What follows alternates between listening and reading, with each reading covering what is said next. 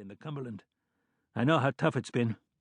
"The snapping turtle fleet," Sturtevant said with the good-natured scorn sailors of the Oceanic Navy reserved for their inland counterparts. Having served in both branches, George knew the scorn was unjustified. He also knew he had no chance of convincing anyone who hadn't served in a river monitor that that was so. Lieutenant Armstrong Crowder came toward the stern, a pocket watch in one hand, a clipboard with some increasingly soggy papers in the other. Seeing him thus made Enos relax inside, though he didn't ease his vigilant posture. Lieutenant Crowder took notes or checked boxes or did whatever he was supposed to do with those papers. After he was done writing, he said, "Men, you may stand easy. This was only an exercise. Had the forces of the Entente been foolish enough to try our metal, I have no doubt we would have sunk them or driven them off." He set an affectionate hand on the depth-charge launcher. It was a new gadget. Until a few months before, ash cans had been launched by rolling them off the stern. Crowder loved new gadgets, and depth charges from this one actually had crippled a Confederate submarine. With a fisherman's ingrained pessimism, George Enos thought that going from one crippled boat to a sure sinking was a long leap of faith. Eventually, Lieutenant Crowder shut up and went away.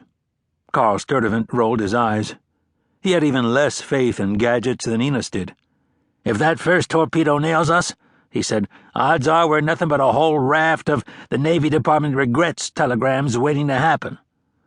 "Oh, yeah," George nodded. The all clear sounded. He didn't leave the 1-pounder right away, even so. As long as he had reason to be here by the rail, he aimed to take a good long look at as much of the Atlantic as he could. Just because the call to battle stations had been a drill did not mean no enemy submarines lurked out there looking for a target.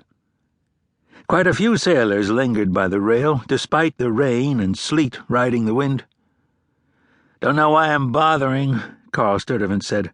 "Half the Royal Navy could sail by within a quarter mile of us and we'd never be the wiser." "Yeah," Enos said again. "Well, this makes it harder for the submersibles to spot us, too." "I keep telling myself that," the petty officer answered. "Sometimes it makes me feel better, sometimes it doesn't. What it puts me in mind of is playing blind man's buff, where everybody's got a blindfold on and everybody's carrying a 6-shooter. A game like that gets scary in a hurry." "Can't say you're wrong," Enos replied, riding the deck, shifting under his feet with automatic ease. He was a good sailor with a strong stomach, which got him respect from his shipmates, even though, unlike so many of them, he wasn't a career Navy man. "Could be worse, though. We could be running guns into Ireland again, or playing hide-and-seek with the limeys around the icebergs way up north." "You're right. Both of those would be worse," Sturtevant agreed. "Sooner or later we will cut that sea bridge between England and Canada, and then the Canucks will be in the soup." "Sooner or later," George echoed mournfully.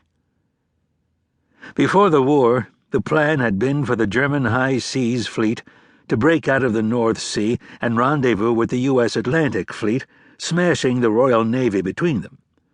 But the Royal Navy had had plans of its own, and only the couple of squadrons of the High Seas Fleet actually on the high seas when war broke out were fighting alongside their American allies.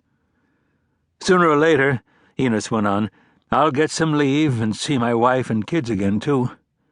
But I'm not holding my breath there, either. Christ, George Jr. turns 7 this year." "It's hard," Sturtevant said, with a sigh that made a young fog bank grow in front of his face. He peered out at the ocean again, then shook his head. "Hellfire, I'm only wasting my time and trying to fool myself into thinking I'll be able to spot anything anyhow." That was probably true. George shook his head. No, that was almost certainly true. It didn't keep him from staring at the sea till his eyelashes started icing up.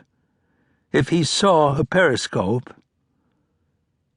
At last he concluded he wasn't going to see a periscope, not even if a dozen of them were out there.